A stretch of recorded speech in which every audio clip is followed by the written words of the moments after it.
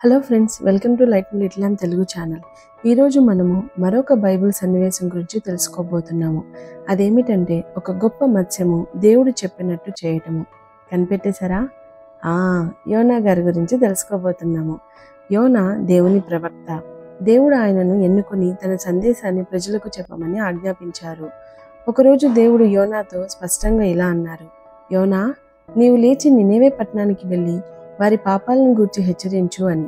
కానీ యోనా ఆజ్ఞ ప్రకారం చేయలేదు. నినేవే అనేది క్రూరమైన ప్రజలతో నిండిన పెద్ద నగరము. వారు దేవుని ప్రజలైన ఇశ్రాయేలీయులకు అన్యాయం చేసిన వారు కాబట్టి యోనా వారికి దేవుని సందేశం చెప్పడానికి ఇష్టపడలేదు. అందుకే యోనా దేవుని సన్నిధి నుండి పారిపోవాలని నిర్ణయించుకున్నాడు. యోనా తర్షీషు అనే దూరమైన ప్రదేశానికి వెళ్ళే ఓడలో ఎక్కాడు. దేవుని నుండి దూరంగా వెళ్ళగలనని భావించాడు. కానీ దేవుడు సముద్రంపై ఒక గొప్ప తుఫాను తీసుకొని వచ్చారు. ఓడలో ఉన్న ప్రతి ఒక్కరూ భయంతో వణికిపోయారు. సముద్రం గొప్ప అలలతో ఉప్పొంగింది. ఓడలో ఉన్న వారందరూ తమ దేవతలకు ప్రార్థించారు. కానీ తుఫాను ఆగలేదు. అందులోని సరుకులను సముద్రంలో పారవేశారు. అప్పటికీ యోనా ఓడ క్రింద భాగంలోనికి వెళ్ళి గాఢ నిద్రపోచున్నాడు. అప్పుడు ఓడ నాయకుడు అతని దగ్గరకు వచ్చి, ఓయి నిద్రపోతా, నీకేమి వచ్చినది? లేచి నీ దేవుని ప్రార్థించుము.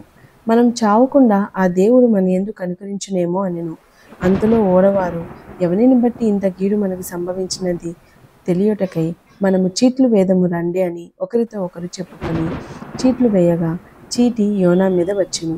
కాబట్టి వారు అతన్ని చూచి, ఎవరిని బట్టి ఈ కీడు మాకు సంభవించునో, నీ వ్యాపారం ఏమిటో, నీవెక్కడి నుండి వచ్చితివో, నీ దేశమేదో, నీ జనమేదో, ఈ సంగతి అంతయు మాకు తెలియజేయమనగా అతడు వారితో ఇట్లనెను: నేను హెబ్రీయుడను, సముద్రమునకును భూమికిని సృష్టికర్త అయిన ఆకాశమందుండు దేవుడై ఉన్న యెహోవా యందు నేను భయభక్తులు గలవాడినై ఉన్నాను. తర్వాత వారు యోనాను ప్రశ్నించారు, ఈ తుఫాను ఎందుకు వచ్చింది అని.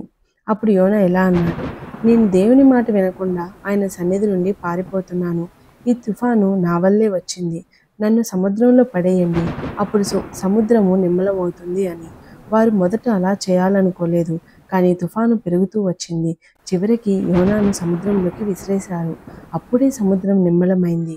యోనా నీటిలో మునిగిపోతుండగా దేవుడు ఒక గొప్ప మత్స్యమును పంపాడు. ఆ మత్స్యము యోనాను మింగేసింది. యోనా 3 రోజులు 3 రాత్రులు ఆ చేప కడుపులో గడిపాడు. అక్కడ యోనా దేవునికి ఇలా ప్రార్థించాడు: ప్రభువా, నేను నీ సన్నిధిలో నుండి దూరంగా పారిపోదాం అనుకున్నాను. కానీ ఇప్పుడు మరలా నీ పరిశుద్ధాలయం తట్టు చూచుచున్నాను. ఇలా ప్రార్థించగా దేవుడు యోనాను కరుణించాడు. అంతలో దేవుడు మత్స్యమునకు ఆజ్ఞేయగా అది యోనాను నేల మీద కక్కివేసింది. తరువాత దేవుడు మళ్ళీ యోనాతో ఇలా అన్నారు: యోనా, నీవు నినీవేకు వెళ్ళి సువార్తను ప్రకటించు. ఈసారి యోనా దేవుని మాట విన్నాడు. ఆయన నినేవేకు వెళ్ళి ప్రజలకు చెప్పాడు, 30 రోజులలో నినేవే నాశనం అవబోతుంది. నినేవే ప్రజలు భయపడి పశ్చాత్తాపం చెందారు. రాజు నుండి సామాన్యుడి వరకు అందరూ ఉపవాసం చేసి ప్రార్థించారు. దేవుడు వారి మారు మనసును చూశారు, వారిని క్షమించాడు. కానీ యోనా కోపపడ్డాడు. ఇలా జరుగుతుందని నాకు ముందే తెలుసు. వారు మారు మనసు కలిగి జీవిస్తే నువ్వు తప్పకుండా వారిని క్షమించే గొప్ప దేవుడు అని. అందుకే నేను తార్షీషునకు వెళ్ళాలి అనుకున్నాను అని.